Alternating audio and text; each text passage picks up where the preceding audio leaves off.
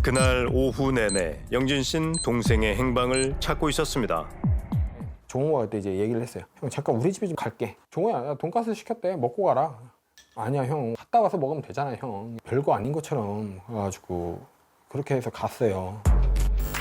여느 때와 다름없이 영진 씨의 정비소에서 일을 하고 있었다는 동생. 점심시간을 앞두고 자취방에 잠깐 다녀오겠다며 나간 동생이 그 길로 호련히 사라진 겁니다. 근데 애가 안 오는 거예요. 이상하다. 전화를 했는데 전화를 안 받아. 카톡을 했어요. 카톡도 안 받아. 5시, 6시, 이제 6시 이제 퇴근할 때 이제 엄마한테 얘기를 한 거예요. 엄마. 어이. 종호가 연락이 안 되네. 점심 때 저기 집에 좀 간다고. 근데 애가 지금 내가 전화를 한 3번 하고 카톡도 했는데 안 받아. 그래? 시간 되면 종호 집에 한번 가봐 엄마. 뭔가 좀 이상해 지금 느낌이. 알았어. 석연치 않은 예감에 어머니께 전화를 걸어 동생이 사는 빌라에 가달라고 부탁한 영진 씨. 그런데 엄마 여기 지금 왔는데 집은 비어 있는데 여기서 지금 막 경찰이 오고 소방서가 오고 난리가 났다. 한번 와봐라. 어떤 이유에선지 경찰과 구급대원까지 도착해 있었다는 건물 앞. 사라진 가족의 행방을 알게 된 건 얼마 뒤. 좀 더 기다려보자 하고 내가 1층을 내려왔거든요. 그랬더니 그럼 사모 보호자분 되세요 그러더라고요. 그러니까 그렇다고 그러니까 지구대장이라는 분이 애석하게도 앵통합니다마는 망인입니다 하더라고요. 경기도 수원에서 40대 남성이 옆집 주민을 살해한 혐의로 경찰에 붙잡혔습니다. 가해자는 옆집인 402호에 살고 있는 40대 강 씨. 저녁 7시 30분쯤에 112 신고로 제가 사람을 죽였다 이런 신고가 접수됐습니다. 소음 문제 때문에 그랬다. 4월부터 그쪽 벽에서 뭐 계속 웅 한다는 소리가 났다고 하더라고요. 우퍼 스피커로 틀어가지고 밤에 잠을 잘 못 잤다. 벽간 소음 문제로 갈등을 겪다 충동적으로 범행을 저지른 뒤 자해를 한 강 씨.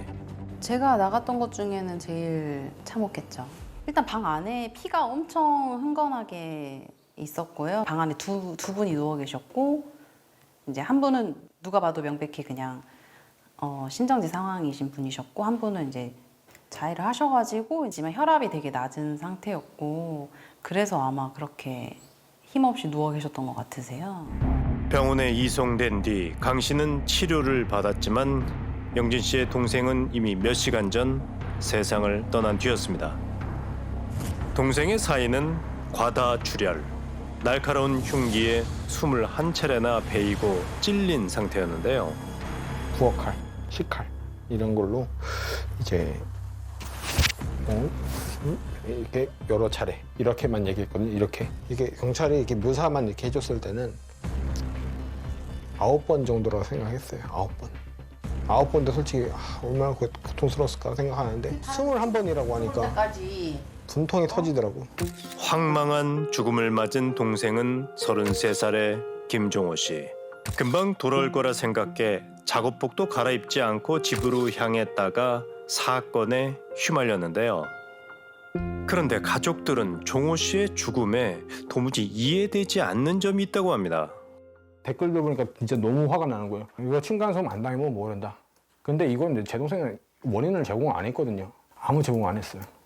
종호 씨의 집엔 문제의 우퍼 스피커는커녕 소음을 낼 만한 게 아무것도 없다는 겁니다. 우린 해당 빌라를 찾아 이웃들의 얘기를 들어보기로 했습니다. 뭔가 진동 소리 같은 소음이 난다고. 근데 저도 이제 좀 이렇게 소리 좀 예민해가지고 그런 소리가 더 진정해서 들렸으면 알 텐데 우리는 전혀 그런 거 몰라요. 전혀 몰랐어요. 또 옆집이시잖아요. 평소에 뭐 소음 이렇게 웅거리는 소리 같은 게 들렸다. 약간의 생활 소음이 들리긴 하지만 우퍼 스피커의 소음은 듣지도 느끼지도 못했다는 겁니다. 그런데 종호 씨의 휴대전화 속에서 영진 씨는 뜻밖의 단서를 발견했다고 합니다. 이 녹음 파일이 쫙 나오더라고. 집주인 이렇게 해가지고 4월 14일 날쯤에 처음에 연락이 와요. 지난 4월 종호 씨와 집주인의 통화가 녹음된 음성 파일이었는데요. 방에서 소리가 난다 그래가지고. 그 옆집에서 나온 것 같던데요, 저는. 옆집이요? 예. 옆집 사람이 뭐 핸드폰 진동 울리나 보다 하고 저는 신경 안 쓰긴 했거든요. 녹음을 할 수가 있어요, 그 소리를? 그 소리 들리면 한번 제가 녹음을 한번 해볼게요. 이 동영상 찍어가지고. 종호 씨 역시 수상한 소리를 들었지만 대수롭지 않게 넘겼다는 겁니다. 하지만 다음 날도 집주인을 통해 불편을 호소해온 강 씨. 아, 자꾸 전화해서 미안해요. 아, 괜찮아요. 복도나 그런데 벽이 이렇게 울린다고 그러는데 지금이요? 지금도 그런다 그러네? 잠시만요. 제가 문 밖에 잠깐 나가볼게요. 어머, 지금 안 들리시지 않으세요? 어머니도? 네, 소리로는 안 들리네. 그 사람만 들리는 건가 그러면? 그냥 조용하다. 종호 씨가 복도에 나가 확인했지만 녹음 파일에도 특별한 소리는 들리지 않는데요. 예, 저는 지금 아무런 문제가 없는데요. 이게 자꾸 전화 오면은 그냥 전체적으로 집 한번 둘러보시는 게 낫지 않을까 싶어요, 그냥. 그러니까 가서 한번 확인을 해봐야 될 것 같아요. 그리고 사건 당일 점심시간을 이용해 건물 관리인과 함께 소음의 원인을 찾아볼 계획이었던 종호 씨. 아니 도대체 이해가 안 된다. 근데 그 동생이 할 만큼 다 했는데 도대체 뭘 잘못했는지, 왜 거기서 무슨 일이 있었는가. 그가 남긴 단서는 한 가지 더 있습니다. 아, 예, 어머니. 예.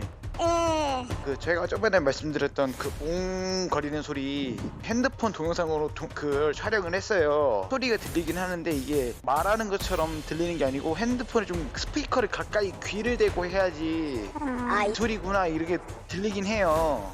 이게 잘 안 들리는데 귀에 이렇게 들으면은 잘 안 들려요. 소리를 최대한 키워. 예, 그게 최대한 킨 거예요. 이게 소리 일반 소리는 안 들려요. 이게 귀에 대고. 그냥 진공 소리. 예, 맞아요. 이 소리예요. 이 소리, 그 소리 때문에 제 동생이 당한 거예요.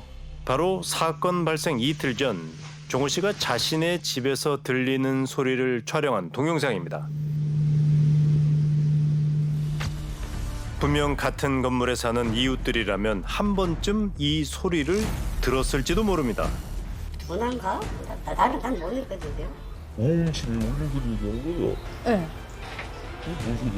전혀 들으신 짐작가는 바가 없지. 하지만 벽 하나를 사이에 두고 나란히 살고 있는 강 씨와 종호 씨는 분명 소음을 들었다고 얘기를 했는데요. 우린 음향 전문가와 함께 의문의 소리를 확인해 보기로 했습니다. 주파수 대역이 낮은 소리여가지고 인위적으로 이렇게 만들어서 사람이 낼 수 있는 그런 소리는 아니에요. 기계에서 뭐 이렇게 모터 돌아간다는 소리라든가. 분명 자연적으로 나는 소리는 아니라는 겁니다. 지금은 그 소리는 없어요. 그렇다면 더욱 궁금해집니다. 그런데 보이가 되잖아요. 네네. 그 녹음 파일이 그 소리랑 조금 유사하다고 볼 수 있어요. 끔찍한 살인 사건으로 이어진 소음의 정체는 대체 뭘까? 보일러를 작동했을 때의 파일입니다. 그리고 동영상에서 찍혀졌던 그 그래프하고 일치시켜 보면 굉장히 거의 유사한 패턴의 그래프가 나옵니다. 숨지기 전 종호 씨가 촬영한 영상 속 소리와 강 씨의 집 보일러가 가동되고 있을 때 나는 소리의 패턴이 유사하다는 겁니다. 지금 측정한 데이터로 봐서는 이거는 보일러 소리입니다. 보일러 소리. 보일러가 벽에 붙어 있는 상태다 보니 보일러가 돌아갈 때 보일러에 돌아가는 진동으로 인해서 아마 옆집, 뒷집 뭐 다 갈 수 있습니다. 거의 초침 소리 같은 소리로 들립니다. 근데 아무래도 저음역이다 보니 한번 그 소리를 싫은 소리를 인식하게 되면 그 다음부터는 그 소리가 엄청 더 크게 들릴 겁니다. 웅 하는 이 작은 소리를 일부러 내는 소음이라 생각한 강 씨. 그는 대체 어떤 사람일까? 모르겠어요. 거기는 이제 사람 자체도 본 적도 없고요. 사람도 마주친 적도 없고. 수년 전 빌라에 이사를 왔지만 이웃들과 별다른 교류가 없었답니다. 그의 얼굴을 기억하는 사람조차 드물었는데요. 강 씨는 왜 그토록 잔인하게 종호 씨를 살해했을까? 피고인 주장에 의하면 혹시 뭐 스피커라든지 뭐 우퍼라든지 이런 것이 있는지를 확인해 보려고 피해자 집에 먼저 방문을 했는데 스피커나 이런 것들에 대해서 찾아볼 수가 없었고 그 다음에 이제 피고인의 집으로 방문을 해서 그러면 실제 소음이 발생하는지, 어떤 소리가 나고 그 원인은 무엇인지 이런 거에 대해서 대화를 하다가 피고인이 피해자에게 이게 벽간 소음이기 때문에 자신도 뭐 좀 주의를 하겠다라는 내용으로 얘기를 했는데, 이에 대해서 피해자가 괜찮다, 자신은 그동안 피해보거나 그런 거 없었으니까 기존에 살던 대로 계속 지내면 될 것 같다. 피해자의 언행이 본인의 좀 기분을 상하게 한 부분이 있다라고 주장은 하고 있어요. 대수롭지 않은 상황이니 이해하며 지내자는 종호 씨의 말이 기분이 나빠 살해했다는 게 강 씨의 주장인데요. 종호 씨의 가족은 이 상황이 원통하고 황망하기만 합니다. 칼을 21방 찔릴 정도로 이게 잘못한 건가요, 이게? 말 같지도 않은 소리. 아니, 나는 남은 쉽게 말하지만은 어떻게 그게 잊혀지겠어요? 평생 가슴에 안고 가는 거지. 그렇지. 우리 종호가 이렇게 아프게 심하게 갔는데 제일 사랑하는 사람 중 하나가. 석연치 않은 점은 이뿐만이 아닙니다. 12시 반에서 1시 사이인가? 이제 우리가 이때쯤 지나가니까 지나갈 때 한번 들려본다고. 근데 아무 소리가 우리가 아무도 안 계시더라고. 그러니까 사람도 싫었네 이러고 그냥 왔어. 12시 무렵 집에 도착한 뒤 빌라 관리인이 도착하기 전 강 씨의 손에 죽임을 당했을 종호 씨. 하지만 강 씨가 경찰에 전화를 걸어 자수를 한 건 약 7시간 뒤였는데요.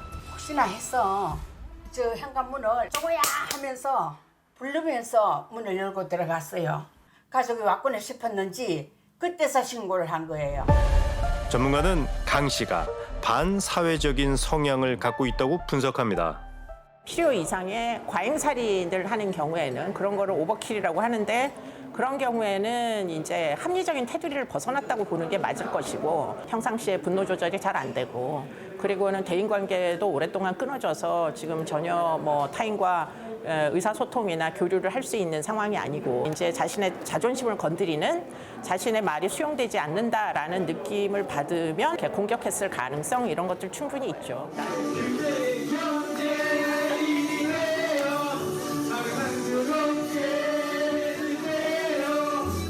형의 결혼을 축하하며 행복하게 노래했던 종호 씨. 하지만 이제 동생의 웃는 모습은 두 번 다시 볼 수 없게 됐습니다. 옆집에 사는 누군가한테 칼에 찔려 죽는다, 이런 상상을 해본 적이 없어요. 말도 안 되는 상황이고. 근데 이런 말도 안 되는 상황을 당해서 정말 이제 사람이 무섭습니다. 난 진짜 가능하면 진짜 신상 공개를 해줬으면 좋겠어요, 걔에 대해서. 더 안타까운 건 사건이 벌어진 5월 8일이 어버이날이자 종호 씨의 33번째 생일이라는 점입니다. 저는 어버이날 엄마 선물해드리고, 엄마는 나한테 엄마는 생일 선물 해주고 그러는 날이라고 그랬거든요. 이제 사람들이 뭐 5월은 뭐 가정의 달이니 무슨 달이니 뭐 하잖아요. 나는 지금 5월이 그냥 악몽의 달로 바뀌어버렸어요. 야, 우리 내년에 또 모이자. 한 번에.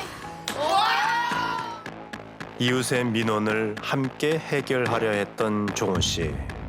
그저 선량한 마음으로 친절을 베푼 그는 왜 죽음을 맞았을까요? 두 사람이 떠난 빌라엔 지금도 여전히 의문의 소리가 벽을 울리고 있습니다.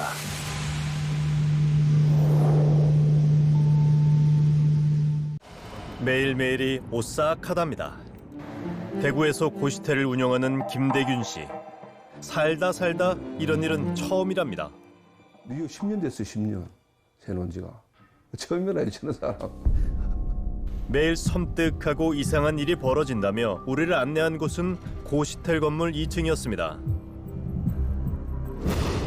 빈 방들만 가득한 이곳에서 무슨 일이 벌어지고 있다는 걸까요? 201호하고 203호만 사람이 있어요. 다 나가고. 왜 나간 거예요? 요 아가씨 때문에 207호. 내가 진짜 미치겠어. 아유. 제보자는 우리에게 직접 들어보라며 옆방을 내어줍니다. 대체 무슨 소리가 나길래 사람들을 공포에 떨게 만든다는 걸까요? 그렇게 긴 밤이 지나고 동이 트기 시작할 무렵 갑작스러운 괴성에 제작진이 깜짝 놀라 몸을 일으킵니다. 오전 7시 20분 벽 너머로 알 수 없는 괴성이 들려오기 시작합니다.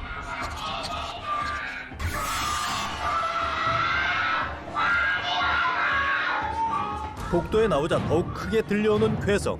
그 소리의 진원지는 분명 207호입니다.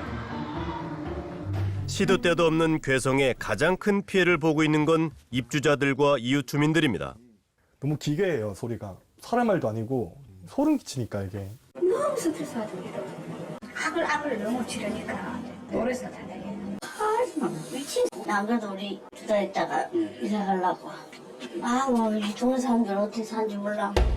소름 끼치는 소리가 들려오기 시작한 건 2달 전. 207호에 중년 여성 박 씨가 이사를 오면서부터였다고 했습니다. 그런데 고시텔 입주민들은 207호의 괴성이 뭔가 심상치 않다며 묘한 얘기를 꺼내놓습니다. 어떤 사람이 나지막하게 무슨 말을 하면은 그에 맞춰서 호응하듯이 다른 한 사람이 막 크게 막 비명 같은 소리를 질러요. 두 사람 맞아, 두 사람 맞아. 안에서 뭐 소리 2명 나오는데 두 사람 맞죠? 207호에서 나오는 괴성이 2사람의 목소리 같다는 겁니다. 그러고 보니 들으면 들을수록 정말 한 사람이 내는 소리가 아닌 것 같습니다. 정말 207호엔 또 다른 누군가가 있는 걸까요? 고시텔 주인이 확인해 보기로 했는데요. 문 열어봐요.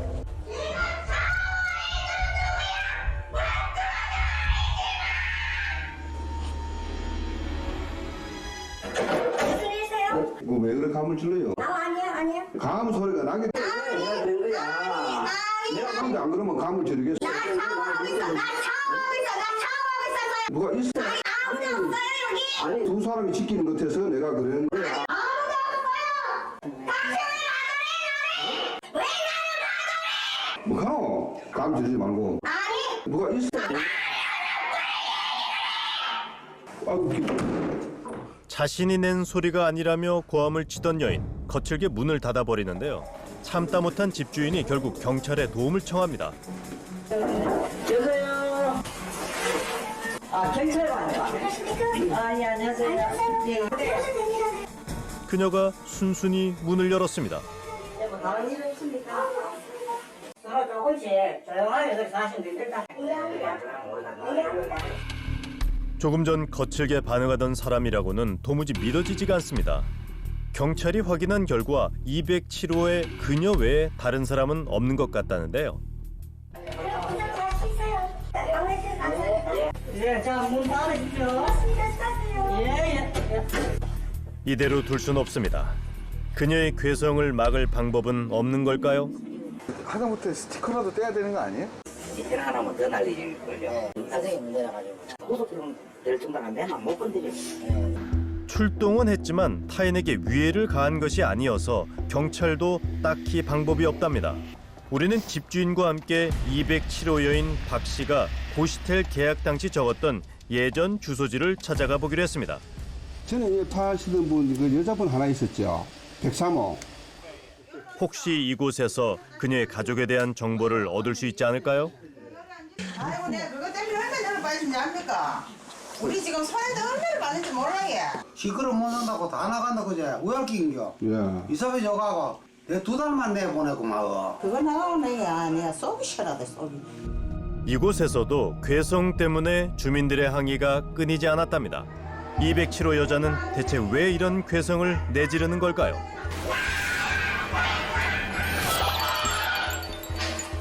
일단은 가장 의심되는 것은 환청이죠. 조현병으로 진단을 내리는 것은 뭐 큰 무리가 없어 보입니다. 이 조현병도 사실 치료를 하지 않으면 증상이 깊어지고 더 심해집니다. 극단적인 행동을 할 수가 있는 거죠. 이 부분에 대해서 심각성을 인식을 하고 빨리 치료적 개입을 해야 됩니다. 치료가 시급해 보이는 박 씨를 돕기 위해선 무엇보다 가족을 찾는 것이 우선이었는데요. 수소문 끝에 박 씨의 친오빠를 어렵게 만날 수 있었습니다. 제가 조현병이 있어요. 미국 시민권자라서 거기 아들도 있고 남편도 있거든요. 환청 들리면 어느 뭐 대상이 있는지 뭐 둘이 뭐 그렇게 막 얘기를 하더라고요. 근데 이게 병원에도 막 내가 집어넣고 막 그래봤는데 아휴 뭐 미국 시민권자라고 난리를 치고 이래갖고 이게 뭐 어쩔 도리가 없어요. 그러니까 우리도 가만히 있는 거죠. 미국 국적의 박 씨가 매번 치료를 거부해 가족들도 어찌할 방법이 없었답니다. 왜 연고도 없는 대구까지 가 있는지 가족들도 이해할 수 없다는데요. 우리는 직접 대화를 해보기로 했습니다. 예, 사모님 안녕하세요. 예, 저는 방송국에서 나왔어요. 안녕하세요. 제가 일단 명함을 하나 드릴게요. 잠시 문이 열리는가 싶더니 얘기할 틈도 없이 닫혀버립니다. 잠깐만 인터뷰를 하고 싶어서 왔어요. 제가 화내지 마시고 저 인터뷰를 하고 싶어서.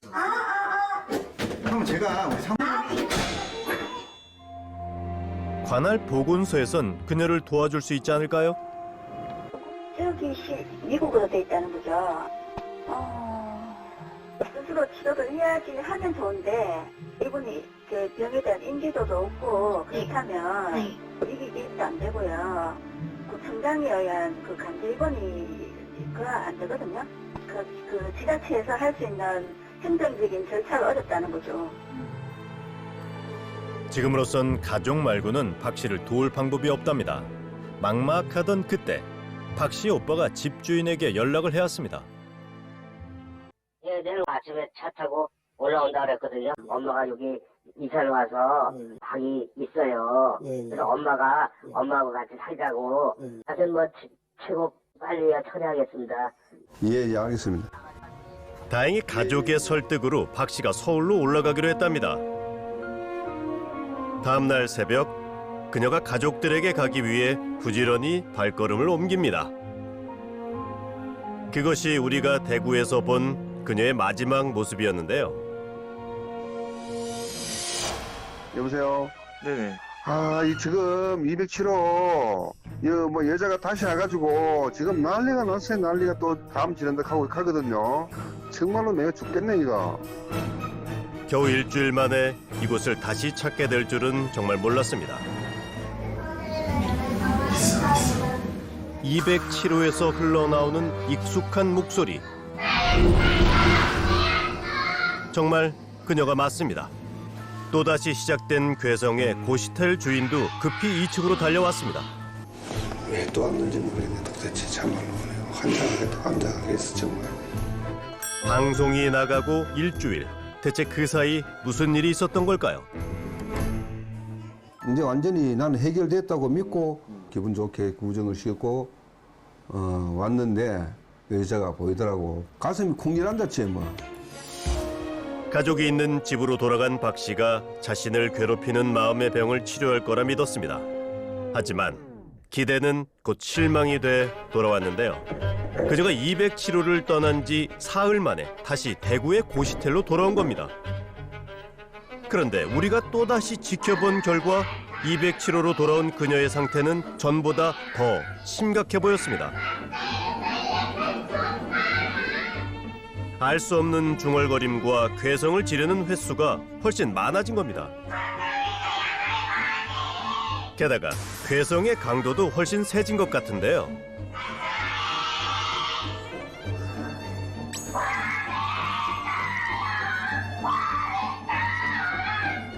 예전에 비해서 오히려 좀 더 빈도가 잦아지고 소리도 좀 더 많이 올라오는 것 같고 전보다가 더 심해졌는 것 같아.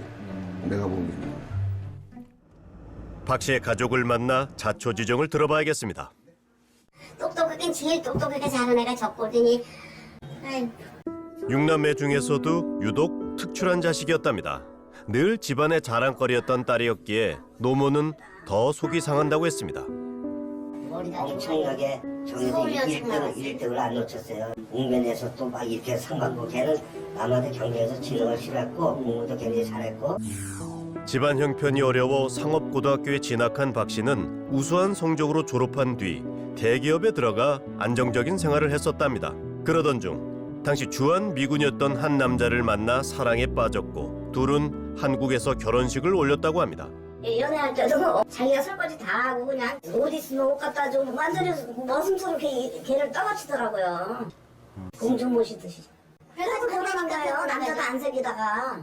그러니까 완전 올인했죠, 그 남자한테. 누구보다 자상한 남편이었답니다. 함께 미국으로 떠나기 전까지만 해도 박 씨의 결혼 생활은 완벽해 보였다는데요. 하지만 그때는 남자가 그렇게 바람둥이였었대. 완전히 부모도 안 보이고 형제도 안 보이고 올인해갖고 남편밖에 몰랐다가 바람을 피니까 그냥 충격받아갖고 이렇게 된 것 같아요. 머나먼 타지에서 오로지 남편만을 의지하고 살았을 그녀에게 남편의 외도는 큰 충격일 수밖에 없었을 거랍니다. 그리고 얼마 지나지 않아 박 씨의 남편이 심상치 않은 연락을 해왔다는데요. 나한테 전화가 와갖고 이상해. 저는 가만히 있고 촛불 밝혀놓고 있고 미쳤다고. 그리고 몇 달이나 이혼하고 온 거야. 한국에 돌아온 그녀의 조현병을 치료하기 위해 가족이 나서봤지만 박 씨가 거부해 방법이 없었답니다. 그 사이 그녀의 증상은 점점 악화됐고 이제는 가족이 손쓸 수 없는 지경이 됐다는 겁니다.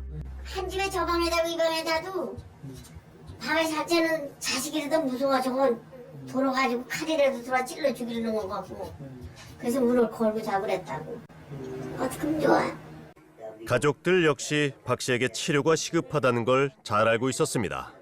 하지만 걔가 막내예요. 그리고 다 나이가 많은 사람들이라 이제 자식한테 오히려 기대고 살아야 될 나이예요. 형제들이라 지금. 그래서 걔를 도와줄 입장이 거의 못 돼요. 좀 살려주시오. 우리 딸 좀 살려주시오. 한국 국적이 아닌 박 씨는 건강보험 적용이 안 돼 가족들이 치료비를 감당할 수 없다는데요. 지난번 치료 당시에도 한 달에 약 200만 원의 치료비가 들었다는 겁니다. 미국 대사관이라면 미국 시민권자인 박 씨를 도울 방법이 있을지 모릅니다. 하지만 대사관 역시 가족들 동의하에 입원 치료를 하는 것 외에는 자신들도 어떠한 관여를 할 수 없다며 선을 그었는데요. 정말 아무 대안도 없는 걸까요?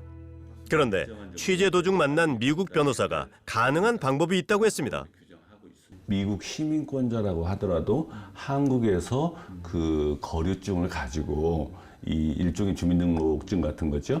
보험공단에다가 자기들이 한 달에 한 10만 원 정도를 내면은 이분들이 지역의료보험 혜택을 받을 수가 있어요. 외국인 거소 등록을 하고 국내에 3개월 이상 체류하면 외국인도 건강보험에 가입할 수가 있다는 겁니다. 결국 박 씨의 위임장을 받은 노모가 건강보험공단을 찾아가 보험 적용을 받을 수 있었는데요. 박 씨를 만나기 위해 먼 걸음을 한 가족들. 가족들이라면 다친 그녀의 마음을 열 수 있을지 모릅니다.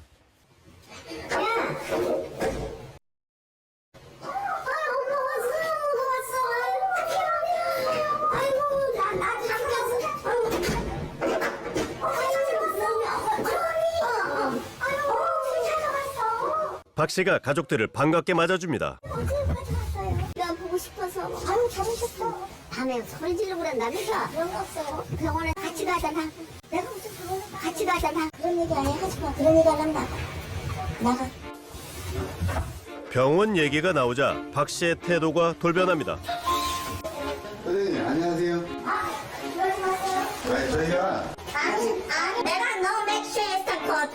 맥주에 고소장. 저는 도움을 드리고 싶어요. 나가. 무조건 나가라는 말만 되풀이하는 박 씨. 가족들에게까지 적대적인 모습을 보입니다. 엄마가 부르자. 아니, 나가. 너 위해서 온 거야. 나 온다나. 아니. 병원에 검사만 받는데 왜? 너 그래, 나가. 결국 가족의 동의와 경찰의 보호 아래 입원을 결정했습니다. 그런데 적대적이기만 했던 박 씨가 갑자기 조용해집니다. 그녀는 지금 무슨 생각을 하고 있는 걸까요?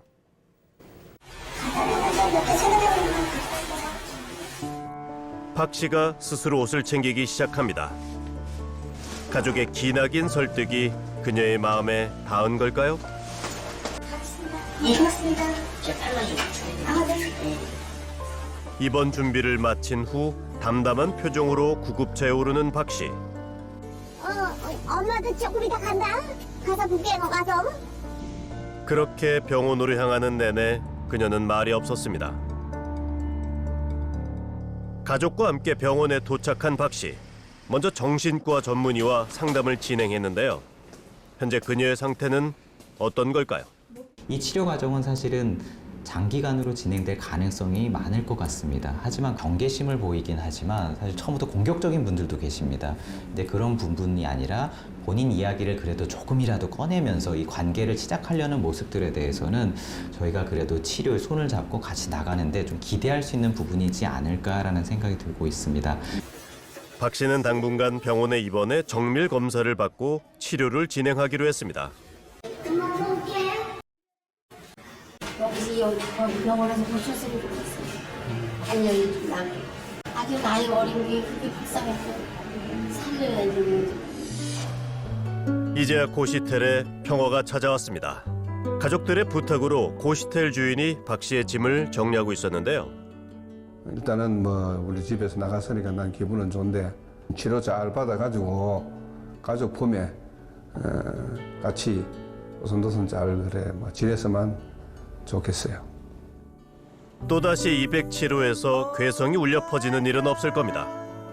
공포스러웠던 207호의 괴성은 한 여인의 간절한 구조 요청이었습니다. 하지만 외국 국적이라는 이유로 그 구조 신호를 너무 오랫동안 흘려보내고 있었던 건 아닐까요?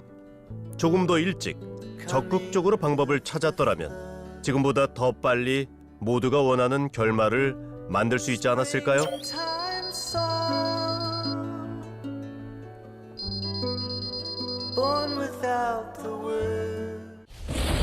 비 오는 밤이면 어김없이 그 건물에선 섬뜩한 소리가 울려 퍼진다고 합니다. 그때가 한 2시쯤인데 비가 오는데 찌걱찌걱찌걱 하다가 멈췄다. 찌걱찌걱 또 멈췄다. 찌걱찌걱찌걱 한층 올라오면서 멈추는 게 귀를 대고 듣는 느낌이에요. 누군가 빌라 곳곳을 돌아다니며 다른 사람의 집에서 나는 소리를 엿듣고 있는 것 같답니다. 1시쯤 퇴근하고 들어가는데 문 앞이랑 1층 그 계단 좀 파편들이 보여요. 술병 이런 거. 무슨 이유에선지 깨진 술병을 빌라 곳곳에 흩어놓기도 한다는 인물. 출근할 때 항상 그 사람이 하도 욕을 해가지고 그 뭐랄까 뾰족한 게 있는데 그게 무슨 인지 뭔지 모르겠는데 그걸로 들어와라 이렇게 하니까 근데 무서워서 차를 빼가지고 저쪽 멀리 갔어. 한 번은 이제 퇴근하고 현관번호 누르고 있는데 갑자기 문 콱 열리더니 거기서 이만한 스틱이 탁 나와서 나가라 뭐죠 이러고 뭘 가시라고 손대지 말고 나가시라고 일단 신고는 조만간에 해줄 테니까 나가시라고. 그는 지난해 10월 빌라 공동 현관 바로 앞호실로 이사를 온 50대 박 씨였습니다. 일정 시간 되면은 뭐 아령 같은 거를 천장에 집어넣고 벽에 던지거나 누워 있으면은 거의 뭐 지하철이 위에 지나가는 느낌이야. 새벽 5시에 던질 때도 있고 12시에 던질 때도 있고. 남자가 밤낮 없이 층간 소음을 일으킨답니다. 경찰이 출동한 적도 부지기수라는데요. 문제는 경찰은 매일 근데 층간소음 신고가 들어왔으니까 그렇게 해야 된다고 하루에 5번 온 적도 있어요. 박 씨가 되레 상일 씨를 층간소음 가해자로 몰았다는 겁니다.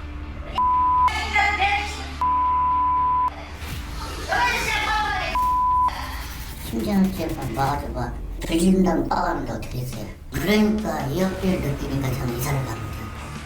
결국 상일 씨는 올해 초 이 빌라를 떠나 다른 곳으로 이사를 갔습니다. 그런데 지금 이 순간 누구보다 가슴이 답답한 사람이 있습니다. 빌라의 주인인 수혜 씨인데요. 안락한 노후 생활을 꿈꾸며 건물을 지었지만 벌써 몇 달째 문제의 박 씨 때문에 피해가 이만저만이 아니랍니다. 이 사람 때문에 다른 방이 공실인 거예요. 지금 몇 방이나 공실인 거예요? 지금 2방이 공실인 거죠. 자기까지 돈을 안 내니까 저는 3방이 공실인 거나 마찬가지죠.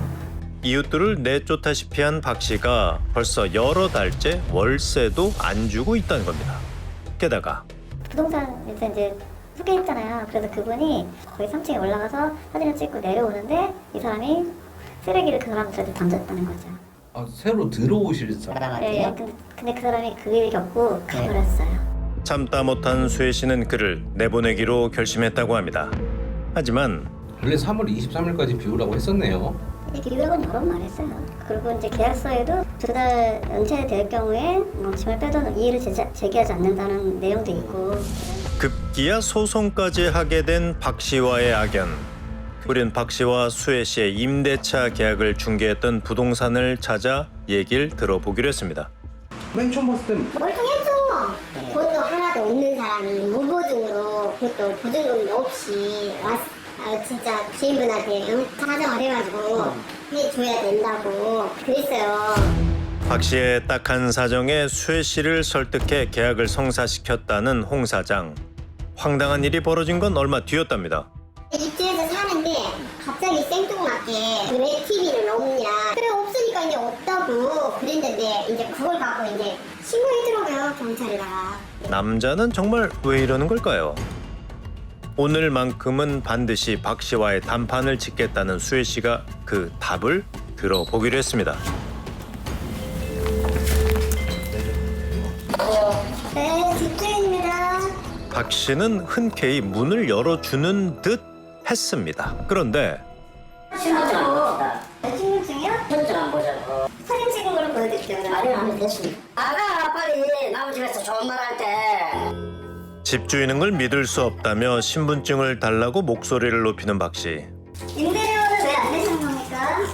여기 이거 왜 갖다 주셨어요? 집 비우시라고 놔두는 거잖아요. 그럼 집행하세요. 당신은 뭔데 여기 와서 찾아가고 난리야? 저요? 월세 안 내는데 요새 나올 일인가? 술병 깨고 이거 쿵쿵거리는 건 왜 그러시는 거예요? 해결사야 뭐야? 나가라고. 적반하장도 이런 적반하장이 없습니다. 자기 지금 상황에 대해서 전혀 인지가 안 돼 있는 것 같고 갈 때까지 가라는 게 알고 얘기하는 건지 잘 모르겠네요. 그야말로 남의 집을 무단 점거하고 있으면서도 너무도 당당한 박 씨. 이웃들의 얘기를 들어봐야겠습니다. 소문나서 그러니까 일부러 그런 거지. 제가 혹시 선생님은 스님이세요. 조직 생활 하신 분이세요.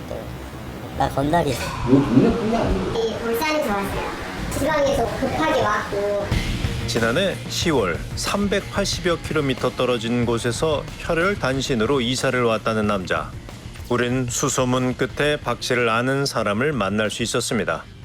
수박했어요 여기 전부 다. 우리는 우리가 피해를 제일 많이 받거든요. 그 이유도 없이 왜 있잖아 밤에 한 번씩 쫙 때리는 거. 그 우리가 녹음을 다 했어요. 밤낮 없이 터지는 남자의 분노에 늘 가슴 졸여야 했다는 이웃은 지금도 그 증거를 갖고 있었습니다.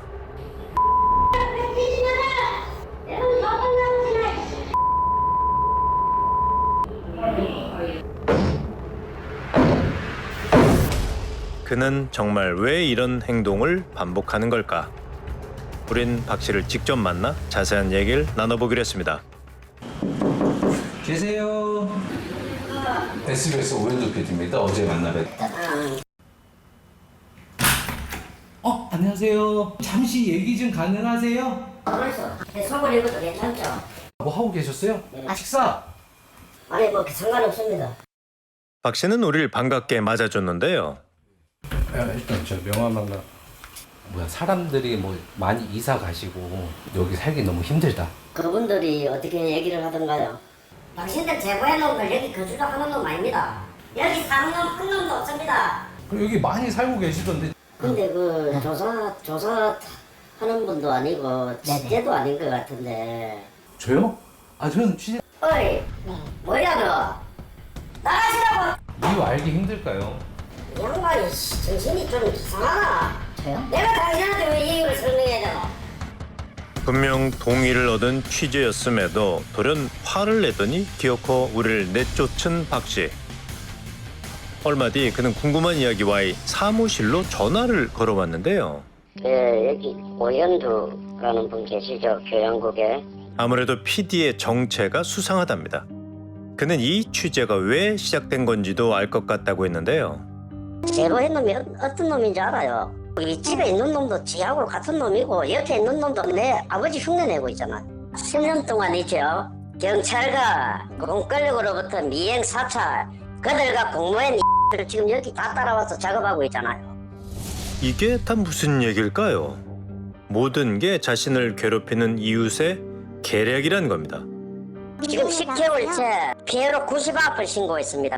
이게 뭐 한 번 두 번이 아니고 여기 온갖 장놈들 세개 끌고 왔다 갔다 끌어가고 몇 때리고 잠을 제대로 3시간 이상 깊게 잡은 적이 없습니다. 아시겠는겨? 사실 그간 박 씨는 집주인 수혜 씨에게도 여러 차례 이웃들이 일으키는 소음 증거라며 동영상을 보내왔다고 합니다. 하지만 아무리 들어도 이건 내부에서 나는 소리 같은데요. 그런데도 박 씨는 이웃들을 신고하며 민원 넣기를 멈추지 않았다고 합니다. 1년에 한 대략적으로 한 70여 건 정도 저희가 접수가 됐거든요.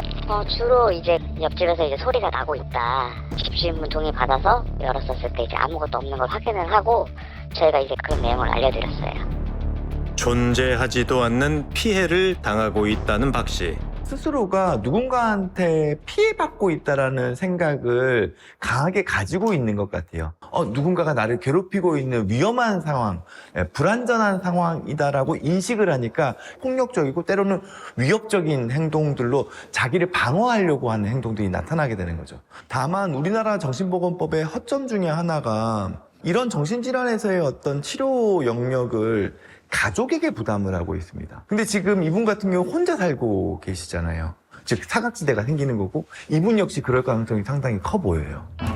그렇다면 혹시 지자체가 도울 수 있는 방법은 없을까? 그러면 우리 사회복지 쪽에서 우리 정신센터로 토스를 해주면 먼저 이제 동에 전화해서 이 사람 인적사항 파악해갖고 동의하에 정신과 약에 행정 입원을 시킬 수 있게끔 저희가 한번 독려를 해보고 저희가 빨리 최대한 소식을 드릴게요. 뜻밖의 세입자를 만난 뒤 수혜 씨는 여전히 하루하루가 불안하고 답답하기만 한데요. 저는 진짜 제발로 나가주길 진짜 바라는 거죠. 그래서 어쩔 수 없이 그런 일을 해야 되면은 할 수밖에 없을지도 모르지만 제 바람은 그 전에 그냥 좀 조용히 나가줬으면 좋겠다. 이러다가 진짜 사람이 다치거나 아니면 자기 뭐 분에 못 이겨서 불을 낸다든지 그런 것 때문에 항상 불안불안하죠. 누군가에겐 안락한 공간, 누군가에겐 안정적인 노후가 돼주기도 하는 집. 하지만 이곳에서의 그 공간은 제 기능을 잃은 지 오래입니다. 소박한 평화와 소소한 행복. 그건 과연 언제쯤 이곳에 깃들 수 있을까요? 나가 빨리 남집에서 좋은 말 할 때. 신도시에 아파트 한 채를 마련할 때 꿈이 이루어진 줄만 알았습니다. 하지만 그 꿈은 그야말로 꿈일 뿐이었습니다. 이게 저희한테 가장 잘 맞아서 이걸 쓰고 있고. 이게 기막이에요? 귀마개 없인 잠을 잘 수 없을 만큼 지독한 소음에 시달린다는 선호 씨 부부. 정말 10종 이상의 기마개를 사봤거든요. 구할 수 있는 기마개를 다 사서 평상시에 그냥 끼고 살아요. 2년 전 이사 직후부터 들렸다는 그 소리는 시도 때도 없이 선호 씨를 괴롭힌답니다. 언니가 심장이 원래 좀 안 좋아가지고 근데 이제 깜짝깜짝 놀라니까 안 좋으니까 임신을 방금 쳤네. 쳤어요 지금? 두어 번 치던. 지금도 네. 정말 시도 때도 없었습니다. 남달국회에다가 먼저 야옹 천진까지 꼭 근데가 깜짝깜짝 놀래. 보통 주로 몇 시대 그러는데? 단순히 보면 그래도 좀 상도로 아침도 갑자기 새벽에 막 야구 방망이로 벽을 치는 것 같은 느낌. 여기는 이 건물 전체가 난리가 났습니다. 30층 아파트 한 동 전체가 층수를 가리지 않고 소음 피해를 호소했습니다. 몽둥이로 어딘가를 내려치는 듯한 둔탁한 소리. 근데 이게 무조건 내 집이니까 윗집 아니면 아래층. 그리고 전화를 했는데 자기네들은 아니에요. 의심한 거지 우리 이웃끼리. 층수를 가리지 않고 들리는 아주 선명한 소음 때문에 모두 아래 윗집을 의심했습니다. 하지만 내려갔어요 계단으로. 그러니까는 내가 들렸던 소리랑 전혀 다른 완전히 캉캉 진짜 크게 나는 소리가 들렸어요. 그게 어디였어요? 아파트 고층에 사는 민수 씨를 밤낮 없이 괴롭히던 소음의 근원지는 민수 씨 집과 꽤 많이 떨어져 있는 아파트 중간층. 박 씨의 집이었습니다. 벌써 몇 년째 엄청난 소음을 유발하는 박 씨는 아파트 주민들에게 공포의 대상입니다. 그때 처음으로 마주쳤거든요. 근데 엄청 놀래가지고 남자들도 그렇게 위압감을 느낄 정도예요? 잠깐만. 더큰것 같다. 근데 정말 운동하는 사람 같다는 얘기를 하더라고요. 좀 무섭게 생겼어요. 그리고 이 사람이 하다 돌면은 관리사무소 가서 욕을 그렇게 해줬대요. 경찰 신고해도 소용없고 아무것도 할 게 없대요. 어렵게 소음 유발자를 찾았지만 혹시나 해코지를 당할까 속수무책으로 당하고 있다는 주민들. 쿵쾅거리는 거 치자고 싶어요. 네. 이거 치는 거? 네. 선생님 몇 호세요? 저는 아니 거 아래쪽도 들리나? 이것 때문에 아기가 쫓고 막 그래요?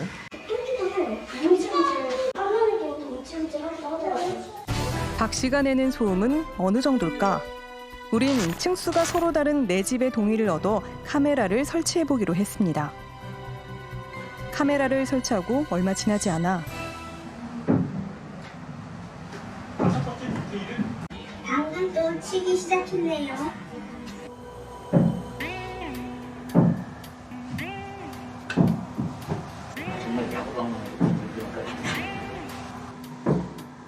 늦은 오후에 시작됐다 멎은 소음은 새벽 3시가 훌쩍 넘은 시각 다시 시작됐습니다.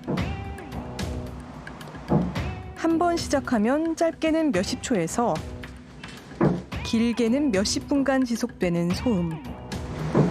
곰 같은 거 던지는 것 같기도 하다. 곰돌을 하는 것 같기도 하고 탕탕 하는 것 같기도 하고.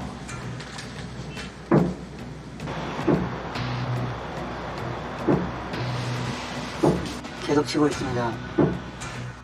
새벽 내내 울리다 이른 아침께 멎은 소음은 몇 시간 뒤 또 시작됩니다.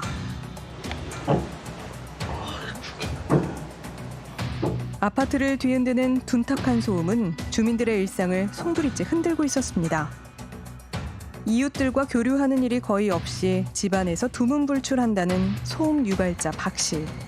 올라와서 50초쯤 생겼으니까 일요일날 쓰레기 버리러 나가다 이러면 갑자기 뭐가 쿵 하는데 배터리가 다 떨어졌어요. 아, 이거. 손잡이 와서 달려가다 찾는 거 같더라고요. 네. 한 2년 전에 바로 나가도 바로 잡은 거죠 내가. 서 있으라고. 그런데 경찰 불러가지고 초창기에 출동해서 나온 경찰관이 집에 들어가 보니까 뭐 어디 벽이 깨져 있고 베란다 나가는 쪽이 깨져 있고 그러니까 야구공을 벽에다가 던지는 거라고 그러더라고요. 당시 이웃집에서 나는 소음 때문에 보복 소음을 낸 거라고 주장했다는 박 씨. 소음에 많이 민감해 보였다는 남잔 어쩌다 아파트 전체를 소음 지옥으로 만들고 있는 걸까? 계세요. 선생님, 잠깐만 얘기 좀 하시죠.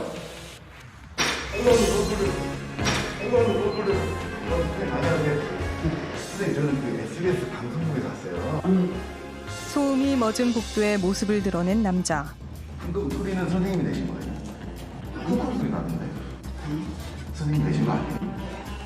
먼저 사람들은 선생님이 이런 소리 낸다고 얘기하는데 억울해 좀 많이. 억울해서 거기 SBS 보여주고 싶다고 TV에 보냈으니까 화면에 오신다. 자신은 층간소음의 가해자가 아니라 피해자라는 겁니다. 2년째 소음 유발자라는 누명을 쓰고 있다는 남자. 윗집에서 먼저 소음 원인을 먼저 제공을 했고 굉장히 힘들었어요. 수시로 들리던 둔탁한 소음의 근원지는 남자가 아니었던 걸까?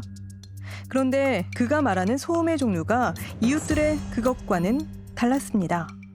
저 윗집하고 옆집 밤마다 그 소리가 들리는데 잠을 못 잤으니까 한 2년 반을 근데 정말 미치는 거예요. 저 안에 지인 동네에서 물어봤더니 신도시에서 성능의 조직을 한다고 그런 식으로 그렇게 제가 이제 알게 됐어요. 그 소리란 게 그러면 성능의 소리. 선생님이 그거에 대응해서 벽을 때린다거나 이런 거 없어요? 대응할 방법이 없더라고요. 이렇게 할까요? 저희가 지금 가서 카메라를 설치해 놓으면 한테 소리가 들어올 거 아니에요? 네, 설치 뭐 하는 거야 상관은 없는데 제작진을 경계하던 남잔 자신이 피해자라는 걸 증명하기 위해 우릴 집으로 들였습니다. 다른 가족 없이 혼자 사는 남잔 자신이 겪는 소음 공해를 입증하고 싶어 했습니다. 집안에 들어서자 극도로 소리를 죽이는 남자. 심하게 조용한 집안 이곳저곳에 각종 야구용품들이 눈에 띕니다. 주로 어디서 소리가 나요? 그가 알려준 대로 윗집과 양 옆집에서 나는 소음을 잘 수음할 수 있도록 카메라를 설치한 뒤 제작진은 철수했습니다. 하지만 꽤 시간이 흘러도 별다른 소음이 들리진 않습니다.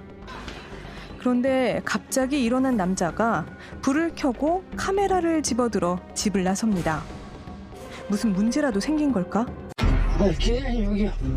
그걸 아예 갖고 오셨어요? 예. 그럼 무슨 소리 안 났어요? 네, 분위기 자체가 들려. 벌써 눈치 깠어요. 아까부터 애들이 무슨 촉을 느꼈어요. 냄새를 어디서 맡았더라고요.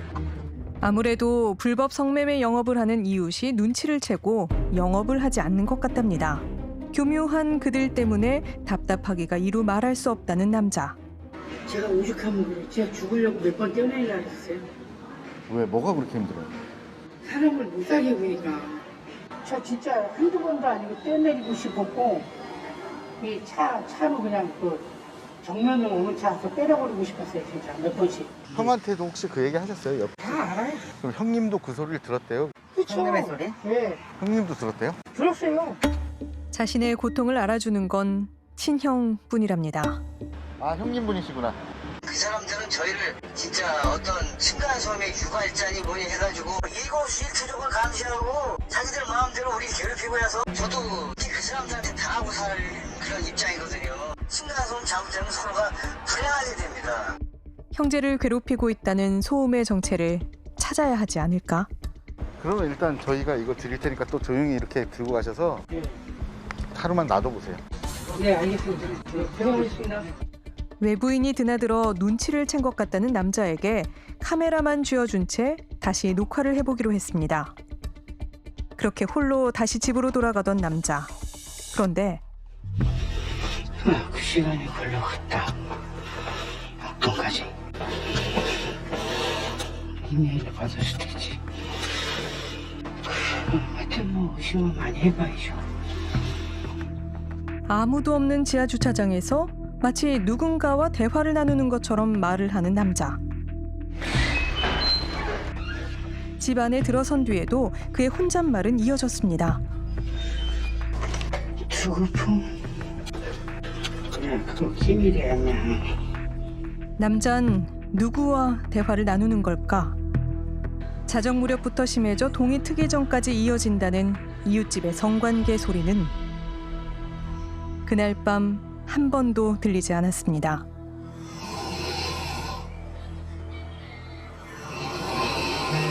남자의 귀에도 들리지 않는 듯 깊은 잠에 빠져 한 번도 깨지 않습니다. 결국 아무런 소란 없이 날이 밝았고 간만에 단잠을 잔 건 남자만이 아니었습니다. 유일하게 어젯밤에 안 치더라고요. 어젯밤. 그래서 왜 안 치지 하고. 왜 조용했어요? 계속 그냥 안 쳤으면 좋겠어요. 그거 말고는 딱히 바라는 것도 없고. 전에 없이 평온했던 무소음의 그날을 남잔 어떻게 설명할까? 평소에 그 괴롭히는 성매매 소리라든가 이런 거 들리긴 했어요, 어제? 모르겠어요. 했는지 안 했는지 모르겠는데 저도 기억이 없네요. 아, 진짜로요? 말씀을 드릴게요. 네. 저는 방송은 여기까지 할게요. 피디님도 다쳐요. 그거 아시죠? 제가 왜 다쳐요? 피디님 이거 감당하실 수 있겠어요? 못해요 이거. 저도 지금 이 사람들하고 싸우고 벅차는데 그냥 뭐 맹목적으로 방송이 뭐 한다 그래가지고 도와드리고 뭐 할 수 있는 그런 상황이 아니에요 지금. 선생님이 저희를 돕는 게 아니라 저희가 선생님 도우려고 온 거예요. 일단 알아주세요. 알겠습니다. 아무래도 방송이 자신에게 도움이 되지 않을 것 같다며 더 이상 취재에 협조하지 않겠다는 남자. 그를 2년 넘게 괴롭힌다는 소음의 정체는 있긴 한 걸까? 아, 선생님 안녕하세요. 제가 SBS 궁금한 얘기가 이쪽에서 하는데 네. 이 집이 성매매 업소라고 네. 보시면 아시다시피 여기도 뭐 충분히 확신하지 신도시 아파트 단지에 숨어들었다는 불법 성매매 업소의 진짜 정체는 모두 자녀를 키우는 평범한 가정집들이었습니다. 여기 성매매업소 아니죠? 네?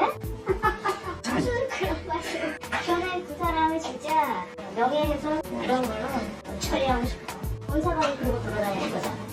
박 씨가 이웃집에서 난다고 주장한 소음이 실제하지 않는다는 것도 이미 검증한 적이 있었습니다.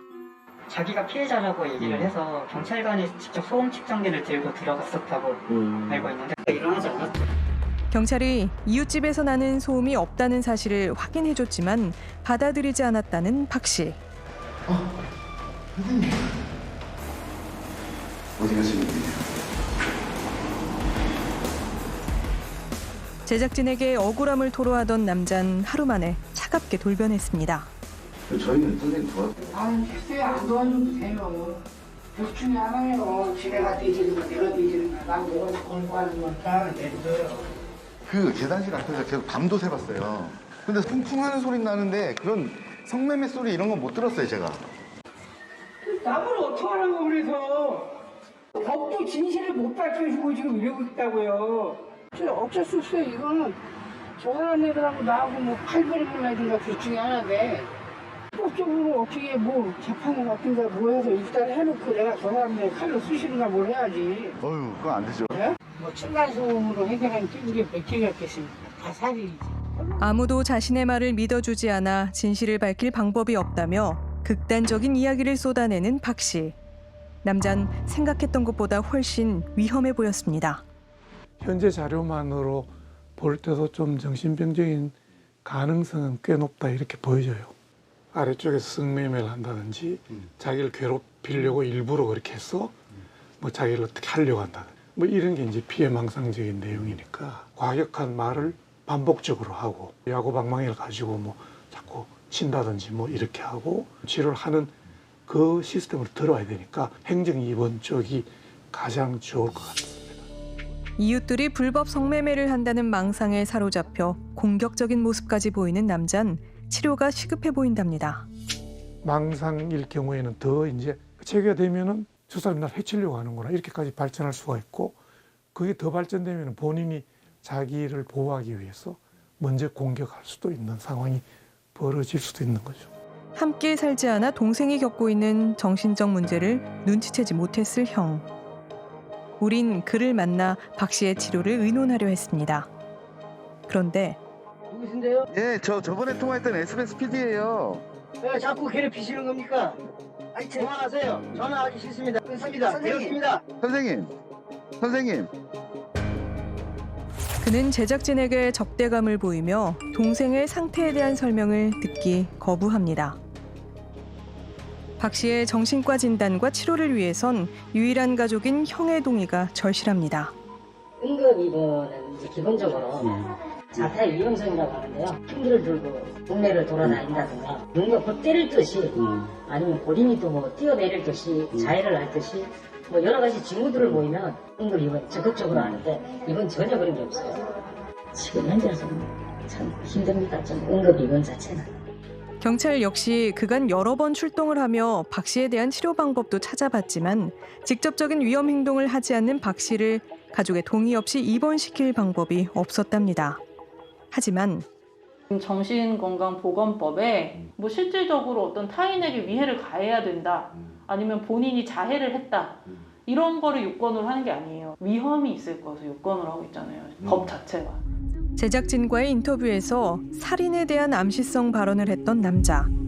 우린 가족의 동의 없이 박 씨를 치료할 방법을 찾아봐 주길 관계기관에 요청했습니다. 제가 칼로 찔러 죽이고 자기 죽겠다는 얘기를 한 4-5번 들었거든요. 지금 제가 자문을 좀 여러분들한테 했었거든요. 근데 이분 너무 위험한 것 같다고. 약 열흘에 걸쳐 여러 차례 회의와 피해 이웃들의 증언들이 이어지고 자체 전문가들의 논의가 계속됐습니다. 하지만 이게 너무 심각하니까 빨리 움직여 주셨으면 하는 건데.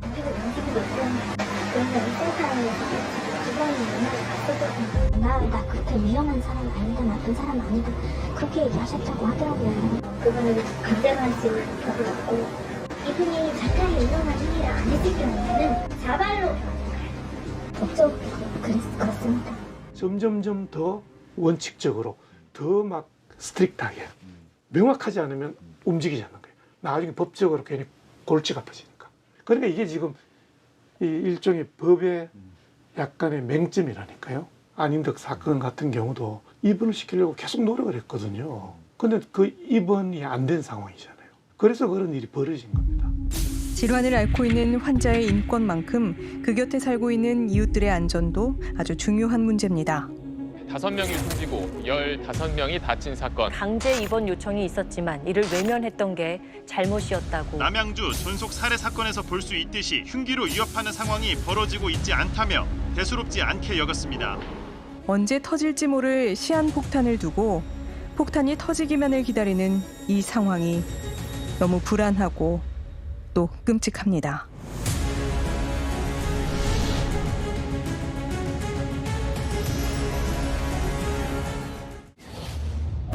이상하리만큼 고요한 곳이었습니다. 호출합니다. 응답이 없습니다. 빌라의 출입문은 또 다른 입주민이 도착한 뒤에야 열렸는데요. 안녕하세요. 왜 인터폰이 안 될까요? 꺼놨어요. 아, 인터폰을 내려놓으셨어요? 네, 왜냐면 경찰이 하도 그래가지고. 가장 편하게 쉬어야 할 내 집에서 불도 켜지 않고 숨마저 죽인 채 머물고 있다는 하영 씨. 언제 난폭해질지 모르는 행동을 할 때문에. 워낙 그냥 사람이 있다는 인기척만 있을 때 시작돼요. 이게 무슨 소리예요? 폭탄 떨어지는 소리야. 오. 매일같이 이웃들을 지켜보며 일부러 소음을 낸다는 인물은 대체 누굴까? 옆 건물 층에서 사시는 분이 치시는 건데 옆 건물에서 망치질을 하는데 여기서 울려요. 소리가 나는 곳이 다름 아닌 옆 건물이랍니다. 자신의 집 창문을 파라솔로 가린 30대 여성 정 씨. 뭔가 부서지는 듯한 굉음은 밤낮 없이 이어지고 있었는데요.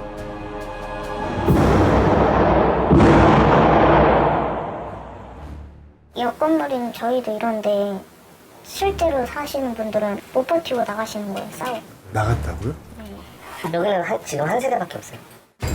어느새 정 씨와 또 다른 한 세대를 제외하고는 모두 떠나 어둠의 빌라가 됐다는 옆 건물.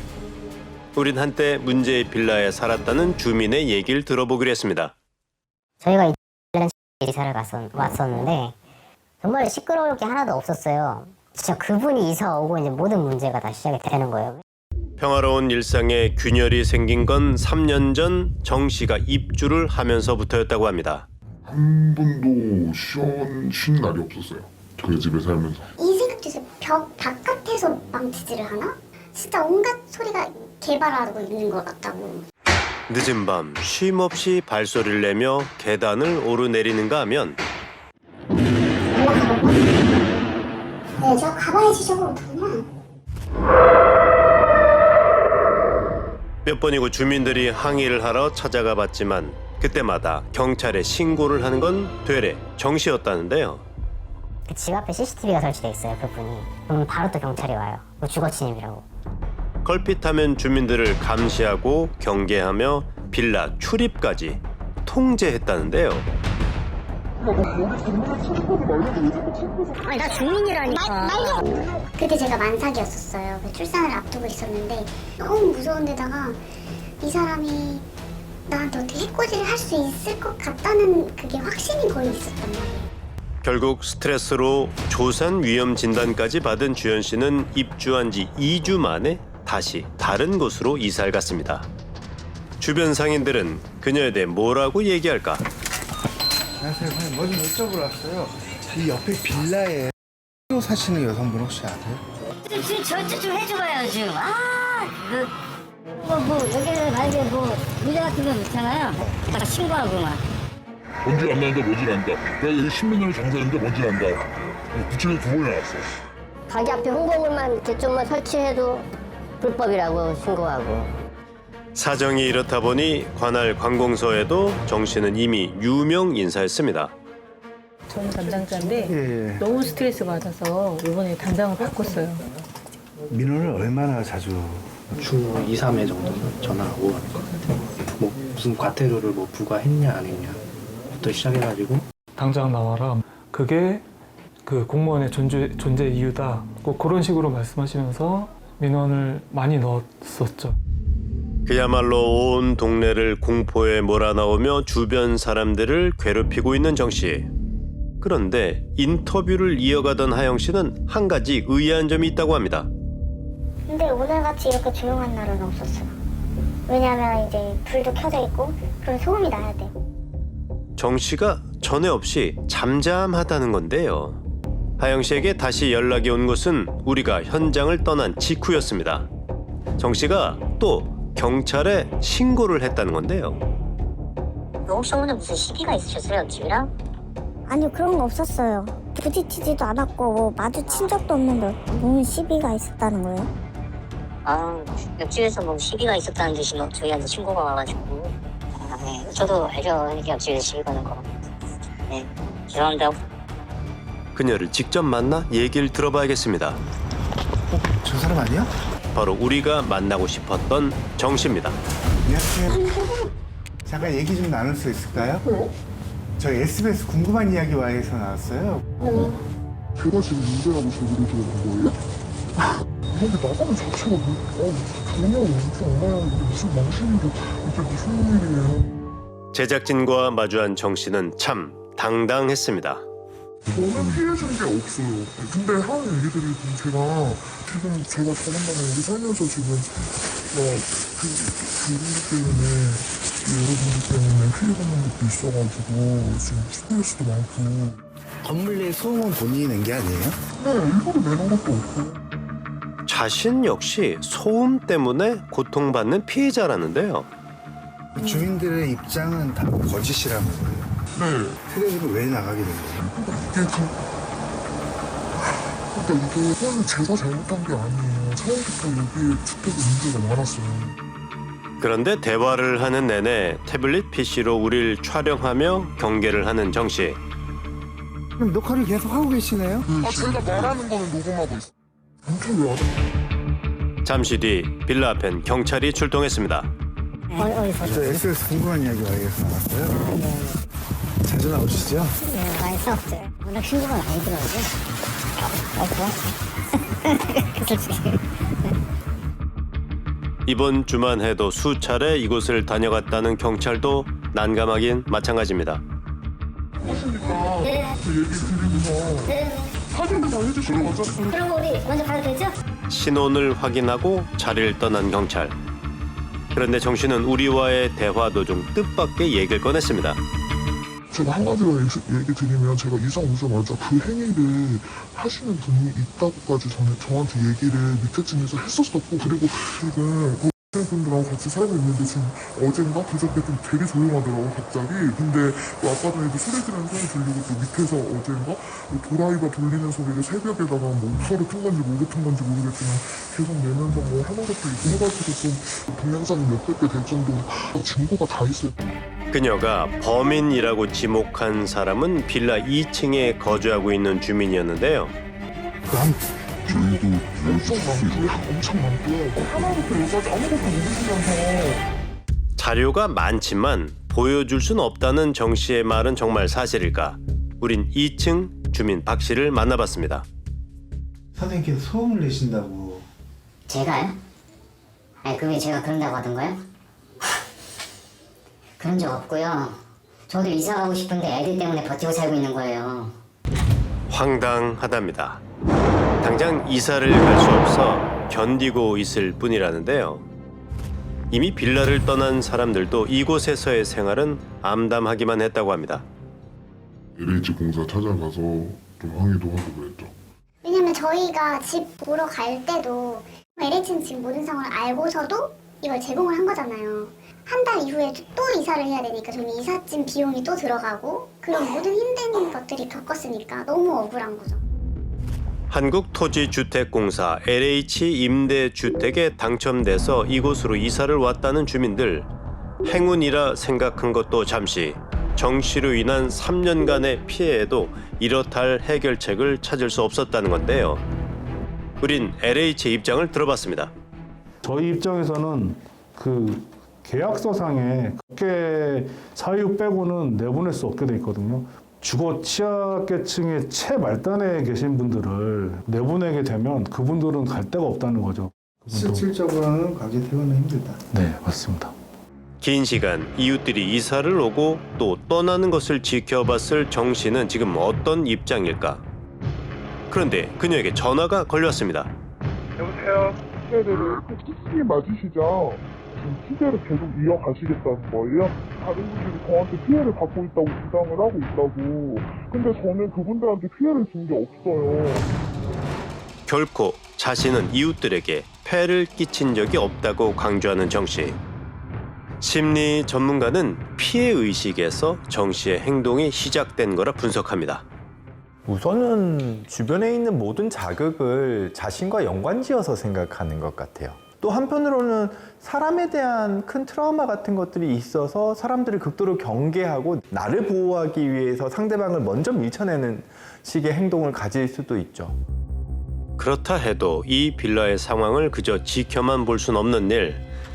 LH 관계자가 정 씨와의 대화에 나섰습니다.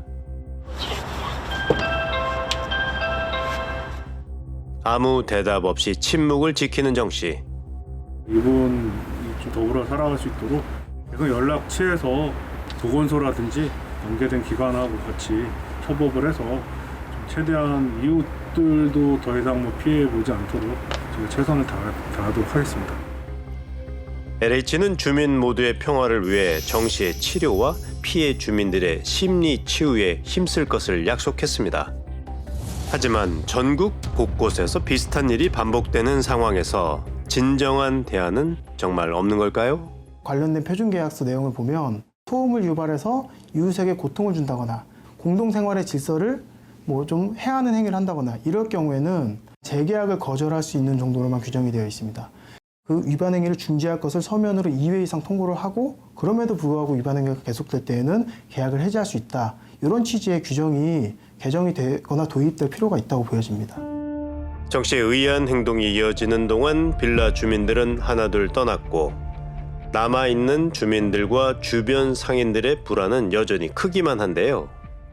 집은 제가 유일하게 쉴 수 있는 자기만의 공간이죠. 이제 그거를 침해당하면 그건 지옥이나 다름이 없죠, 그건. 우리의 취재가 시작된 뒤 정 씨가 사는 빌라엔 무거운 침묵이 내려앉았습니다. 마침내 이곳엔 평화의 밤이 찾아왔을까요? 아니면 언제 또 터질지 모를 폭풍 전야일까요? 길었던 불면과 불편의 시간은 하루빨리 끝나야만 합니다. 하루하루가 조마조마하답니다. 안락해야 할 집이 불안하기만 하다는 지영 씨. 그 시작은 지난해 10월로 거슬러 올라갑니다. 약간 소망의 동이었어요, 여기가. 시원하고 이래서 뷰가 좋아서 한번 살아보고 싶었던 동인데 근데 그 오고 나서부터 다음 날부터 이렇게 일이 벌어져요. 이사를 오기가 무섭게 벌어졌다는 기묘한 일을 지영 씨는 차곡차곡 기록해 두고 있었습니다. 그것의 정체는 바로 거실에서도 방에서도 반려견 두부도 놀랄 정도로 크게 들리는 쿵쿵 소리입니다. 무슨 불 떨어지는 소리 같은 거 있잖아요. 그러니까 여기 주민들 말로는 벽을 망치로 때리는 것 같대요. 뭔가 둔탁한 거. 문제는 이 아파트에서 울려 퍼지는 소리가 더 있다는 겁니다.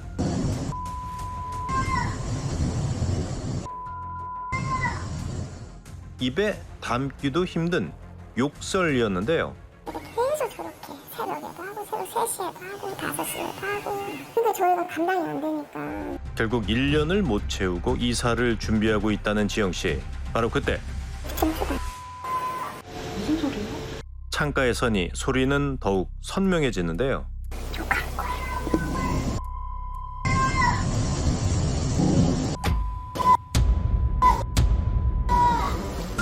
대체 이 욕설은 어디에서 들려오는 걸까? 그 답을 찾고 싶은 주민들은 더 있었는데요. 우린 처음에는 엘리베이터 기계에 이상이 있어가지고 탕탕 소리 나는 줄 알았어요. 누가 저렇게 미친 소리를 하지? 소리를 왜 지르지? 이랬다고. 출처를 알 수 없는 소음 때문에 정미 씨 가족은 옆 동네로 이사를 갔답니다. 무서웠어요. 제가 처음에 딱 들었을 때는 그냥 이렇게 욕을 해가지고 집에서 수업을 하는데 갑자기 또 소리 지르고 가시니까 선생님도 놀라셔가지고 왜 저러시냐고 하고. 그런데 집에 혼자 있는 시간이 많은 정미 씨 딸 은하는 소음이 시작된 곳을 알 것 같다는데요. 천장에서 방 위치 너무 생생하게 들리니까요. 한 번 이렇게 소리 지를 때 그 소리 듣고는 위로 올라가서 찾으려고 했는데 또 못 찾았어요. 소리가 10층 이상의 고층에서 들리는 게 분명하다는 겁니다.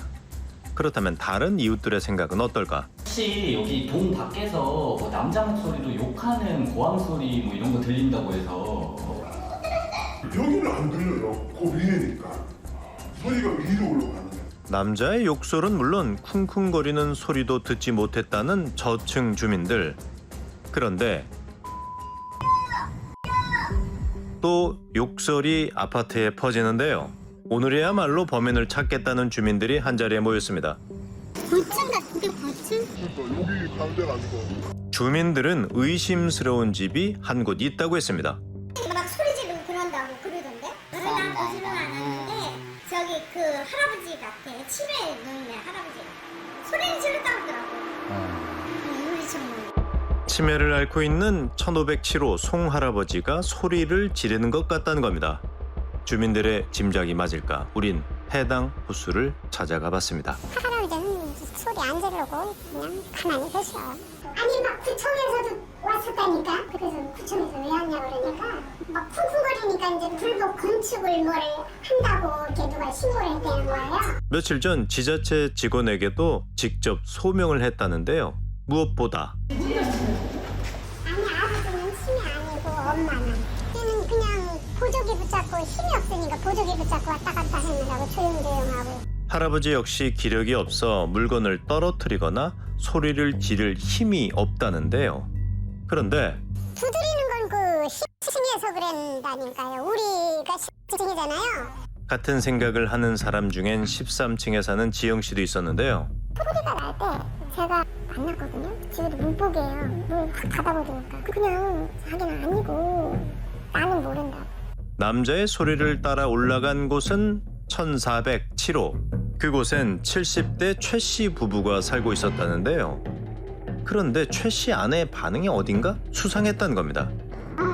또 우리 집이 타겟이 그래가지고 그 사람들이 우리 집에서 살던 부모님이 이렇게 묻는데 나는 뭐 아니니까 그럼 아무나 문을 못 열어줘. 우리 집은 오면 깜짝 놀래. 주민들 모두가 집안을 보여주며 적극적으로 소명할 때 최 씨의 아내는 굳게 문을 걸어 잠궜다고 합니다.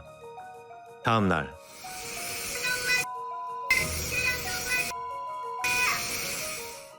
혹시 이 목소리로 추정해 볼 단서는 없을까? 40대 딱 들어오면 조력만. 젊은 사람 소리인데 타겟 있잖아. 젊은 사람. 아무래도 목소리의 주인공이 젊은 남자 같다는데요. 탐문을 이어가던 그때 우리가 꼭 만나고 싶었던 사람들이 등장합니다. 14층 최 씨 부부인데요. 저희 SBS에서 나왔는데요. 최근에 이렇게 문눈에 대고 이렇게 욕을 하신다던데 그 남자분이. 다른 사람한테 그런 말이야. 소음에 대해 묻자 차에 올라타는 최 씨 부부는 그대로 아파트 단지를 떠나버렸습니다.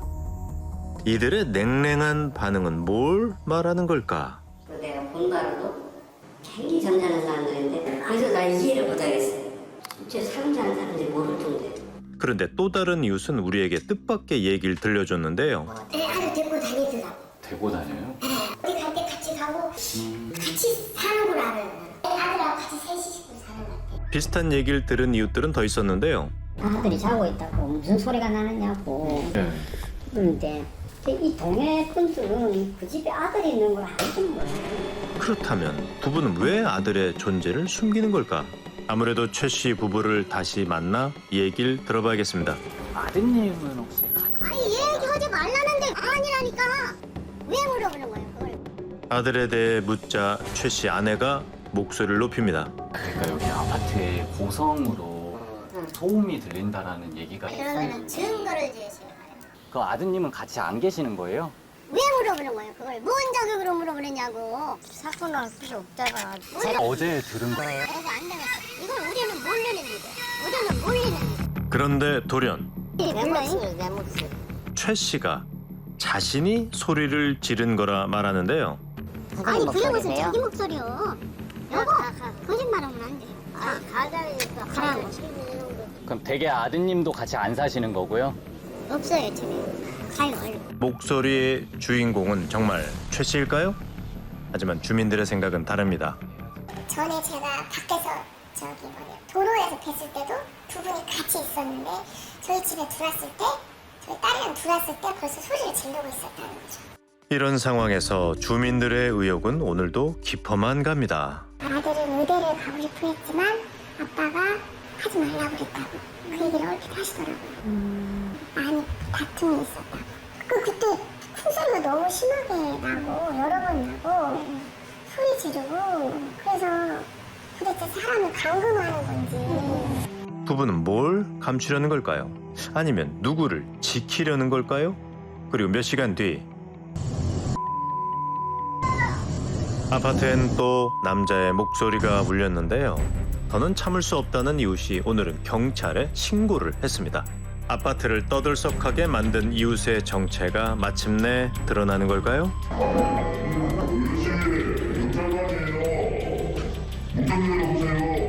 그런데 경찰의 방문에 집안은 고요하기만 합니다.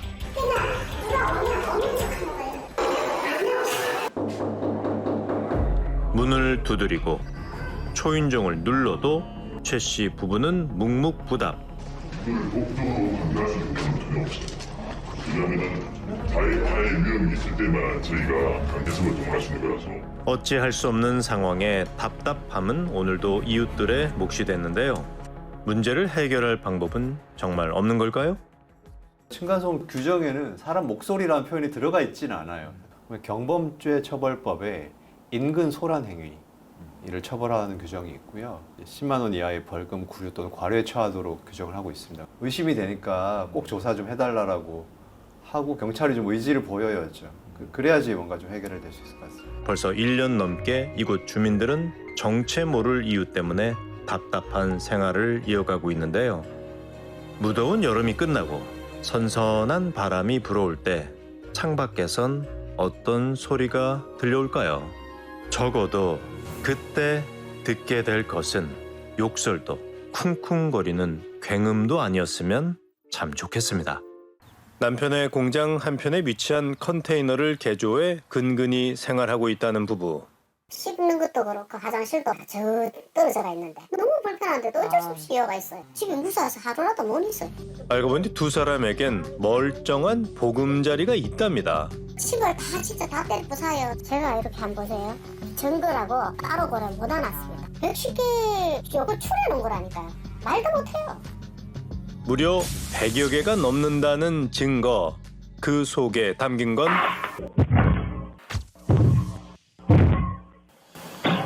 쾅쾅, 쿵쿵 하는 굉음이었습니다. 더 섬뜩한 일은 마치 누군가 그 집사람은 화장실 가면 화장실에서 탁탁탁탁 두드리고 이쪽에 가면 탁탁탁 두드리고 이 스토킹 아니에요 스토킹 귀신 같아요. 그러니까 이게 정말 이해가 안 되는 거예요. 때문에 농막으로 대피할 수밖에 없었던 부부가 오랜만에 집을 찾았습니다. 그런데 부부가 집에 들어선 그 순간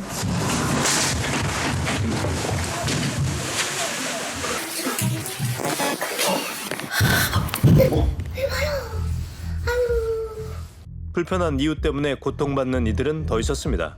새벽부터 계속 쿵쿵거리고 어디서 쿵쿵거리지 않으면 저희는 미이라고 생각하는 겁니다. 일자 떨어지고 스프링클러 매직 틀어져가지고 빠져요. 흔들리는 거예요? 쿵 하면서 진동 때문에 꼭대기에서 쿵거려가지고 여기까지 진동이 계속 옵니다. 주민들이 소리의 진원지로 의심하는 곳은 한 집이었는데요. 이 동의 꼭대기층이자 하씨 부부의 위층에 사는 40대 고씨 부부가 의심스럽다는 겁니다. 갈등이 싹트기 시작한 건 10개월 전 아파트 관리소 직원이 의아한 얘기를 전해주면서부터였다고 합니다. 관리소에 꼭 한번 내려가서 우리 집 시끄럽다고 얘기한대요. 우리 집 구석에 X들 방망마다 속해놨다. 확인해봐라. 소리 잠깐 놀다 갔는데. 아이들 소리 때문에 견딜 수 없다고 주장한 고 씨 부부. 비록 서너 달에 한 번 찾아오는 손주였지만 혜숙 씨는 사과 편지와 케이크를 위층 현관 앞에 두고 왔다고 합니다. 그런데 요래가 줄 자꾸 가더라. 빨간 줄로 서너 달에 한 번씩 이거를 거짓말이다 이 말인가 봐요. 줄을 동그랗게 치고 편지를 어제나 그래갖고 집 꺼내놔더라니까요. 고 씨 부부가 사과를 받아들이지 않았다는 건데요. 문제는 여기서 끝나지 않았습니다. 12월 25일 날 제가 이제 엘리베이터 타려고 이제 집사람하고 둘 서 있었어요. 2층에서 엘리베이터 내려오더라고. 엘리베이터 안에서 비로소 얼굴을 처음 봤다는 그들은 고 씨 부부. 그런데 고 씨 부부가 갑작스레 욕설을 내뱉으며 시비를 걸었다는 겁니다. 제발 쳐라. 그래도 케이크 사다 주고 나 거짓말하면서? 야왜 좋아하는데? 들고 와서 한번 뛰어보지 왜? 시끄럽게. 우리 집에 아니 이걸로 다 진호수? 야 웃기지 마. 진호수 오면 누가 얘기했는데? 무식하면은 오세상이 야. 상대하지 마. 상대하지 마. 상대하지 마. 고 씨 부부는 왜 이토록 하 씨 부부에게 적대적일까요? 그들을 직접 만나 얘기를 들어봐야겠습니다. 선생님 안녕하세요. 저희 궁금한 이야기 Y팀인데요. 선생님 입장 좀 들어보고 싶어서 왔는데. 고 씨 아내는 잠시 망설이다 현관문 밖으로 모습을 드러냈는데요. 이제 막 집안이 쿵쿵거리는 소리가. 그게 우리 집에서 나는 거예요? 그럼 우린 탑층인데 왜 이렇게 시끄러울까요? 우리 꼭대기층인데 애들 소리. 이 집에 맨날 첫날 애가 와요. 얘가 매일 와요? 이상 첫날부터 뛰었어요. 근데 아파트 오래 살면 다 알아요. 밑에 집 소음도 올라온다는 거. 근데 이 집에 뛰고 욕실에서 소리 지르고 엄청나게 시끄러워요. 근데 그 밑에는 아이들이 집에 안 온다고 하던데. 그래요? 맨날 첫날 옵니다. 반면 아래층 하 씨 부부는 손주들이 집에 온 게 손에 꼽을 정도라고 말합니다.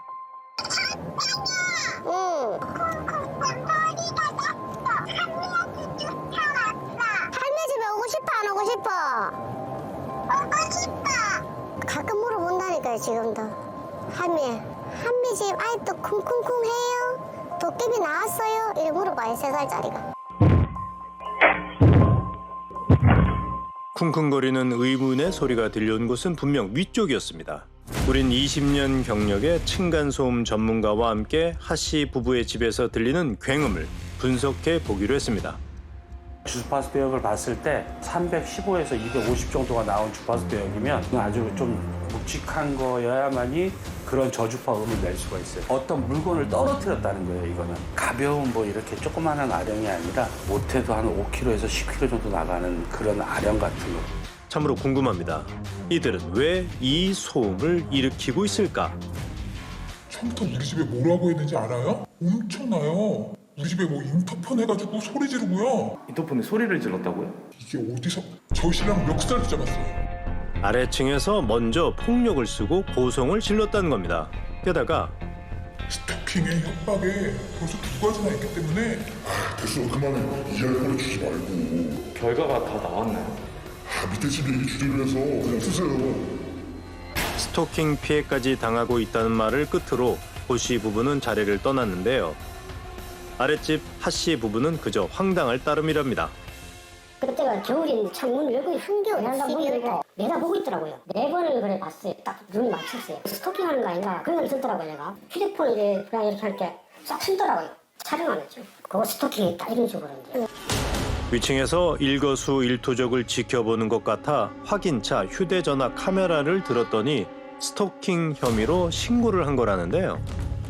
진실은 뭘까? 그런데 우린 2년 전 고 씨 부부가 살았다는 동네에서 뜻밖의 얘기를 들을 수 있었습니다. 민원 제기는 항상 관리사무소를 통해서 했대. 밤낮은 시간도 아닌데 청소기 돌린다고 못 하겠다고. 그런 민원 때문에 그 중재관리위원회인가 협조 요청을 받았는데 시청에서 거부를 했대. 고 씨 부부가 이곳에서도 이웃들과 갈등을 빚었다는 겁니다. 저희 집에 오는 날도 전화만 와 있어요. 집이 없는데. 창문으로 저희 문 있잖아요. 예. 저기서 우리 움직이는지 막 보고 애들 자고 있는데도 뛰는 소리 난다고 그런다는 소리가 너무 시끄럽다고 막 저기 앉아 밥 먹고 있는데도 뭔 소리 난다면서 막 그러신다니까. 그게 마약장 이상식 위에 밑에서 뭔가 막 치고 막 그러셨거든요. 너무 막대기를 막 친다니까 거실을 막 너무 치. 아무 소리도 안 나는데 괜한 트집을 잡아 화풀이를 하는 것 같았다는 고씨 부부. 그 뒤 이들이 이사간 곳이 하씨 부부가 사는 아파트의 꼭대기 층이었습니다. 이들은 정말 왜 이럴까? 위층 고씨와 다시 얘기를 해봐야겠습니다. 그쪽 집에 있을 때도 층간소음으로 이야기가 좀 있어서요. 그래서 탑층으로 왔잖아요. 위층 때문에 층간소음에 시달려서 탑층으로 왔는데 밑에 집이 또 시끄러운 거예요. 다른 데 또 가려고요. 선생님도 불편하지 않으세요? 이렇게 지내기. 이사 가면 돼요. 저희 한 달 남았고요. 한 달이요? 네, 한 달 뒤에 이사 갈 거고요. 그렇게 피해를 받았고요. 그래서 이사 가는 거고. 고 씨는 여전히 자신들이 피해자라 강조했는데요. 전문가는 부부가 유독 소음에 예민해진 데는 특별한 계기가 있을 거라 분석합니다. 인식 왜곡, 망상이나 환청이라는 거는 모든 영역에 다 포함돼야 되거든요. 이분들 같은 경우에는 층간 소음에만 지금 완전히 지금 꽂혀 있으시잖아요. 층간 소음에만 내가 인식이 왜곡될 정도의 힘들었던 경험이 있었을 가능성도 크세요. 이분들이 만약에 그 상황을 좀 벗어나려고 하는 의지가 있으시다면 치료가 도움이 되기는 하겠죠, 분명히요. 고 씨는 곧 이사를 가겠다고 했습니다. 하지만 그때가 언제일지 모를 상황에서 이웃들의 고통은 계속되고 있는데요. 해결 방법은 정말 없을까요? 우린 층간소음중재위원회에 문의해봤습니다. 상담할 때 엄청 힘들어 하셨거든요, 이분이. 그 사람과 얘기라도 해보고 싶고, 그때 이래로 이제 상담을 하고, 이후에 수정을 하려는데 그분이 동의를 안 해서 저희는 상담을 못 했거든요. 그래서 기다리고 있습니다. 설령 고 씨가 중재에 동의한다 해도 문제는 남습니다. 중재위원회 접수하면 3개월 기다려야 되고 또 상담받는데 3개월 기다려야 되고 데시벨 측정 기계 다는데 3개월 걸려야 되고 이런 얘기를 하더라고요 저한테. 아니 그러면은 1년이 걸리겠네요. 그러면 그동안에 내가 집을 최대한 빨리 팔고 그냥 이사하러 가는 방법밖에 없겠네요 하니까 그것도 또 최선이지요 이래요. 법률 전문가는 피해가 반복될 경우 법적 조치도 고려해야 한다고 조언합니다. 손해배상 청구 소송이 아닌 소음을 유발하는 행위들, 진동을 유발하는 행위들을 하지 말라라는 가처분 신청을 할 수밖에 없습니다. 우울증까지 생겼다라고 하면 이게 상해도 될 수 있거든요. 만약에 고의적으로 소음을 내서 사람을 힘들게 한다 그러면 이건 상해죄나 폭행죄로 처벌할 수밖에 없습니다. 층간소음이 이런 강력 사건까지 이어지는 사건이 벌써 한 10년 됐어요. 근데도 불구하고 아직도 답이 안 나오고 있거든요. 여태까지는 우리가 불가능하다고 생각했던 층간소음에 대한 벌금형이 아닌 징역형까지도 구형할 수 있도록 고민을 해야 될 시기가 왔다는 거예요. 집을 뒤로 하고 하씨 부부가 돌아온 것은 오늘도 컨테이너 농막입니다. 앞으로 좀 어떻게 하실 생각이세요? 지금이라도 멈추면은 그냥 나는 그냥 집만 팔리면 무조건 빨리 비켜줄 그냥 나가고 싶은데 이게 기한이 없잖아. 계속 진짜 저러면은 미사소송 내가 돈이 뭐 1,000만 원이 들든 뭐 어떻게 한번 헤쳐나가 보려고. 저런 사람들은 진짜 가만두면 될 일이 아니야. 저 사람들은 딴 데 가서 또 이런 습관을 또 할 거 아니야. 컨테이너를 오가며 생활한 지도 벌써 2주째. 고씨 부부가 위층을 떠나면 정말 모든 문제는 다 해결될까요? 다음번에 그들은 누구의 이웃이 될까요? 여전히 해결의 날까지는 너무도 까마득해 보이는 지금 불면의 밤이 깊어만 가고 있습니다.